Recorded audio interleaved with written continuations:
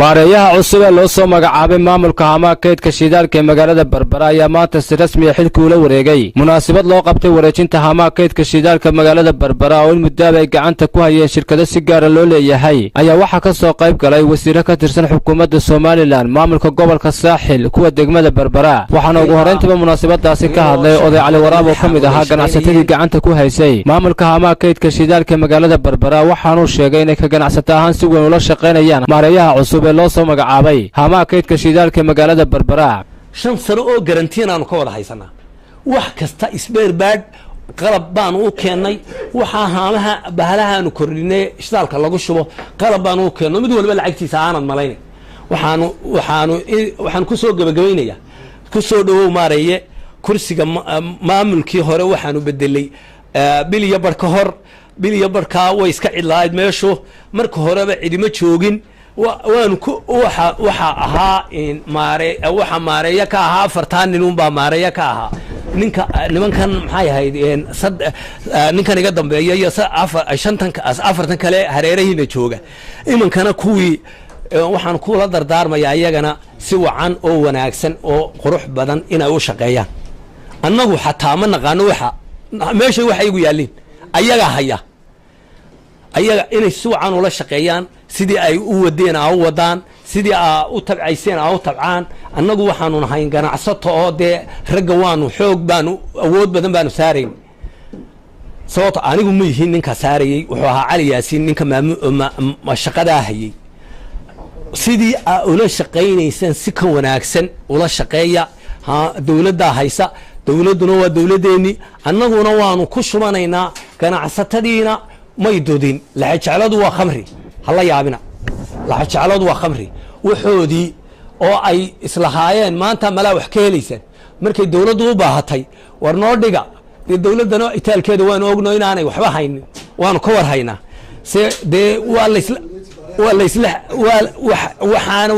xalin nin mucaaridina nuguma jiro maareeyaha cusub ee madaxweyne Muuse Biixi Cabdi uu soo magacaabay maamulka hamaha kaydka shidaalka magaalada Berbera oo isaguna halkaasi ka hadlay ayaa sheegay in maamul ahaan ka shaqeynayaan horumarinta hamaha kaydka shidaalka Berbera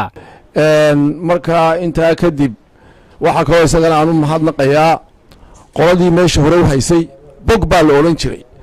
annagana bod baan la yiraahdaa hadda kolka qolada aan xilka kala wareegaynana waanu mahadnaqayaa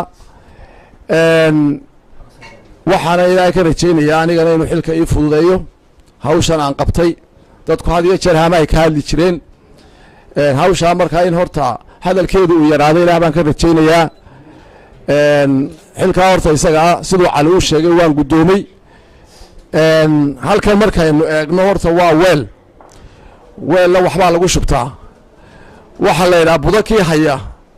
iyo biyakiista way isku baahan yihiin ganacsatada iyo dawladdu ma kala maarmaan ganacsatada dawladdu u baahan tahay dawladuna ganacsatada way u baahan tahay raggaanu asxaabta ahayna Cali nagala joogo maanta halkan qaar joogin waxaan leenahay waxba inagaba xuma barasabka gobolka Saaxil wasiirka wasaaradda ganacsiga Jamhuuriyadda Soomaaliland ugu dambeyntii halkaasi ka hadlay ayaa iyaguna xusay maanta waxaanu goobjoog ka nahay goobtan oo ay ka dhacayso xafladii xil wareejinta hamaha oo laga wareejinay ganacsatadii hore gacanta ku haysay iyo shirkadii hore hayay oo ay dawladdu la wareegayso maareeyaha cusub lagu wareejinayo runtii ganacsatadu xilkii ay hayeen baa laga wareejinayaa shaqadii halkoodii bay ka wadanayaan waa kaydkii ay kolka horeba marka horeba ku shuban jireen shidaalka uu yaalay sidii bay taasi ahaanaysaa laakiin gacan ku hayntii iyo maamulkeedii baa leeyahay baa laga wareejiyay oo gacanta dawladda ku soo ganacsatada run ahaantii dadkeennii meesha tan hamahan horta iyagaa iskale dhowr goor bay gacmaha kale marra dawladda marra shirkado marra dawladda marra sheeno laakiin cidda ku hadhaysay had iyo jeer joogtay waa iyaga waa sida loo sheegay weel loo hayo ama ay haysteen weelkii ay haysteen unbaa imikana dawladdu u haynaysaa